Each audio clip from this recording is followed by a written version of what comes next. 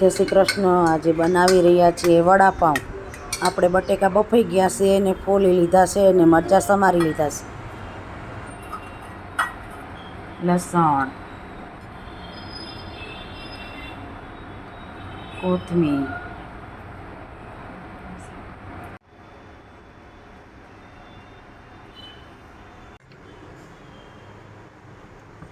આપણે પેસ્ટ બનાવી લીધી છે। આ આપણે બટેકાના ચૂંદાની અંદર નાખી દેવાની પેસ્ટ। આપણે આ તેલ આવી ગયું છે, હવે આપણે આમાં જીરું નાખશું। જીરું નાખી દીધું છે, વઘાર કરશું। હવે આપણે ચપટી હિંગ નાખશું। એમાં આપણે આ મસાલો નાખશું, બધે મરચાં, આદું, કોથમીર,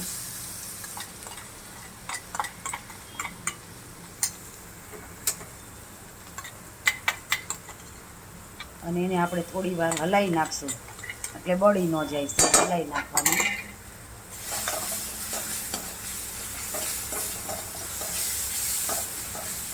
એને સાતળવા દેવાનો થોડીક વાર। આ લીલો મસાલો આપણો સાતળી રહ્યા છીએ।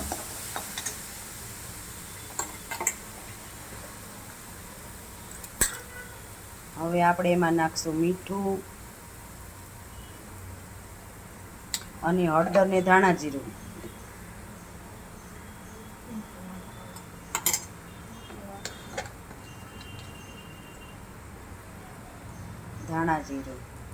સહેજ જ હળદર। આ થઈ ગયો મસાલો।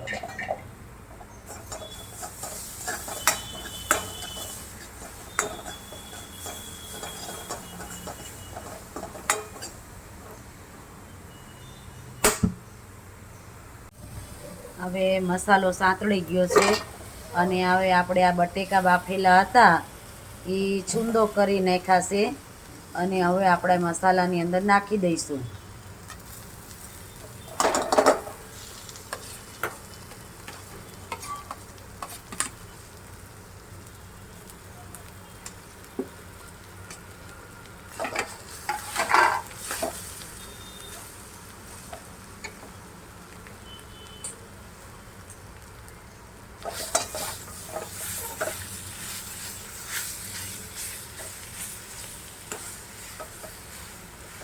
આવી રીતે મિક્સ કરીને થોડી વાર રહીને પછી એને ઠરવા દેવાનું।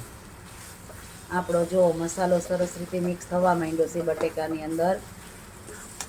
આજે આપણે બનાવી રહ્યા છીએ વડાપાઉં। આ છે વડાપાઉંનો મસાલો બટેકાનો।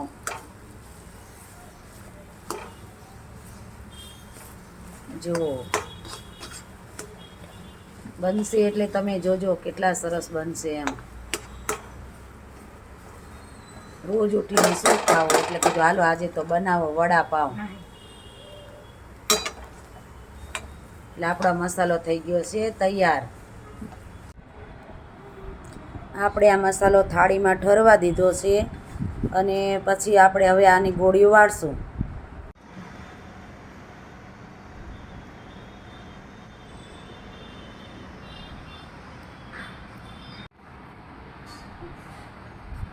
આવી રહ્યા છીએ વડાપાઉંની અંદર લગાવવા માટેની ચટણી।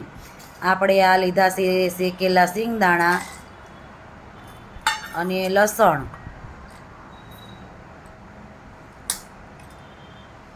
અને જીરું નાખવાનું અંદર,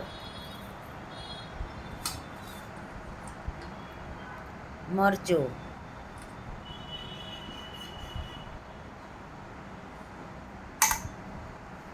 મીઠું,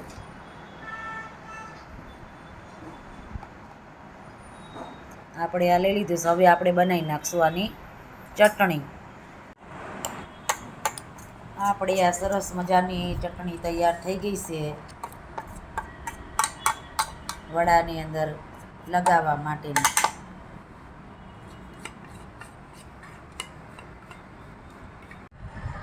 ચણાનો લોટ લીધો છે, અંદર મરચું નાખ્યું, મીઠું નાખ્યું અને હળદર નાખી છે। અને હવે પાણી નાખીને આપણે હલાવી નાખશું. હવે આ થઈ રહ્યું છે આપણું બેસન તૈયાર વડા બનાવવા માટેનું. આજે બનાવી રહ્યા છીએ વડાપાઉં.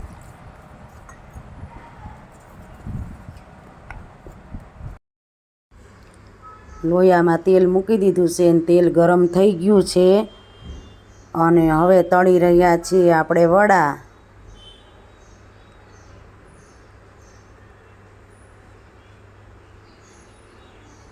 તેલ સરસ આવી જાય એટલે જ મૂકવાનું, એટલે તળતા વાર ન લાગે. અને ખૂબ જ સરસ એવા ક્રિસ્પી બની રહ્યા છે મારા વડા.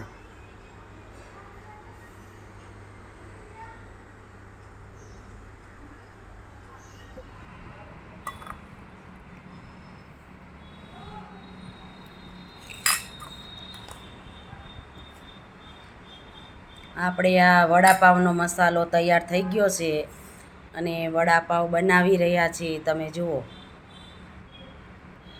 ખૂબ જ સ્વાદિષ્ટ એવું છે આ મારું વડાપાવ.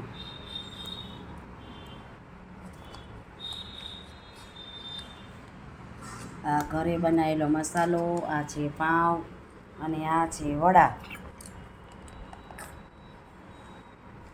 આપણે વડું બનાવ્યું છે અને આ છે સોસ.